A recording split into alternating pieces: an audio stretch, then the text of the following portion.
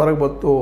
ನಾನು ಒಂದು ದೊಡ್ಡ ಆರೋಪ ಆಗಿತ್ತು. ಹಿಂದುತ್ವವನ್ನು ಇಲ್ಲೇ ಏನಪ್ಪ ಅಂದರೆ ಎಲ್ಲರೂ ಕೂಡ ಹಾಳು ಮಾಡ್ತಾ ಇದ್ದಾರೆ ಅಂತೇಳಿ ಅದರಲ್ಲೂ ಮುಖ್ಯವಾಗಿ ಈ ಲೆಕ್ಸ್ಲ್ಯಾಂಡ್ ಮೇಲೆ ಹಾಕುವಂಥ ಪ್ರಯತ್ನ ನಡೆದಿದ್ದು. ಅದ್ರ ಬಗ್ಗೆ ಸಾಕಷ್ಟು ಚರ್ಚೆ ಮಾಡ್ತಾ ಬಂದ್ವಿ. ಇವತ್ತೊಂದು ದಿವಸ ಪೂರ್ತಿಯಾಗಿ SIT ಅವ್ರ ಪರಾಣ ಮಾಡಬಹುದೇನೋ ಅನ್ನೋದು. ಸ್ವತಂತ್ರವಾದ ಮೀಡಿಯಾಗೆ ಬೇಕಾಗಿರುವುದು ಸ್ವತಂತ್ರ ಧ್ವನಿ. ಆ ಸ್ವತಂತ್ರ ಧ್ವನಿ ಉಳಿಸಲು ನೀವು ಮಾಡಬೇಕಾದದ್ದು ಇಷ್ಟೇ. ಅದೇನಪ್ಪಾ ಅಂತಂತಂದ್ರೆ ನಿಮ್ಮ ಕೈಲಾದಷ್ಟು ಸಹಾಯ ಈ ಚಾನಲ್ಗೆ ಮಾಡಿ ಹಾಗೂ ನಿಮ್ಮ ಧ್ವನಿಯನ್ನು ಕಾಪಾಡಿಕೊಳ್ಳಿ. ಜೊತೆಗೆ ಪ್ರಭಾವಿಗಳಾದಂತಹ DK ಅವರಾಗಿರ್ಬೋದು, ಪರಮೇಶ್ವರ್ ಆಗಿರ್ಬೋದು, ಇನ್ನೂ ಕೆಲವು ಜನ ಮತ್ತು BJPಯ ಜನ ಒತ್ತಡ ತಂದ SITಯ ತನಿಖೆಯನ್ನು ಪೂರ್ತಿಯಾಗಿ ಮಾಡಿಕೊಡ್ತಾ ಇಲ್ಲ.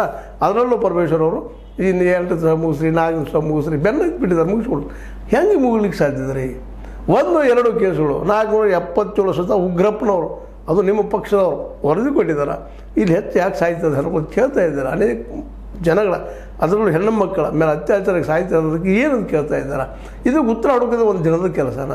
ಒಂದೇ ಒಂದು ಕೊಲೆ ಆಗಿದ್ರ ಬಗ್ಗೆ ಹುಡುಕಬೇಕಾದ್ರೆ ಸಾಕಷ್ಟು ದಿನಗಳು ಹೋಗ್ತಾವೆ. ಅದಕ್ಕೆ ಅನೇಕ ತನಿಖೆಗಳಾಗಬೇಕಾಗ್ತದೆ. ಇವತ್ತು ಎಷ್ಟೊಂದು ಆಗಿದಾವಲ್ಲ. ಇದು ಮಾಡಿದವರು ಯಾರು? ಒಬ್ಬ ಸಾಮಾನ್ಯ ವ್ಯಕ್ತಿಯಿಂದ ಇದು ಮಾಡಲಿಕ್ಕೆ ಸಾಧ್ಯ ಇಲ್ಲ. ಇಂಥ ದೊಡ್ಡ ಅಪರಾಧಗಳನ್ನು ಸರಮಾಲೆಗಳಲ್ಲಿದ್ದಾವೆ. ಆ ಸರಮಾಲೆಗಳನ್ನು ಹುಡುಕಬೇಕಾಗಿದ್ದರೆ ಇವತ್ತು SIT ಪೂರ್ಣ ತನ್ನ ಶಕ್ತಿಯನ್ನು ಹಚ್ಚಿ ಈಗ ಮೊದಲು ಮಾಡಬೇಕಾಗಿದ್ದೇನಪ್ಪ ಅಂದರೆ ಯಾರ ಮೇಲೆ ಆರೋಪಿತಾವೋ ಅವ್ರನ್ನ ಕರೆಸಿ ಎನ್ಕ್ವೈರಿ ಮಾಡಬೇಕಾಗಿದೆ. ಅದರ ಹೆಗ್ಗಡೆ ಅವ್ರು ಎನ್ಕ್ವೈರಿ ಆಗಬೇಕಾಗಿದೆ. ಅದಕ್ಕಾಗಿಯೇ ನೇಮಿಸಿದ್ದು.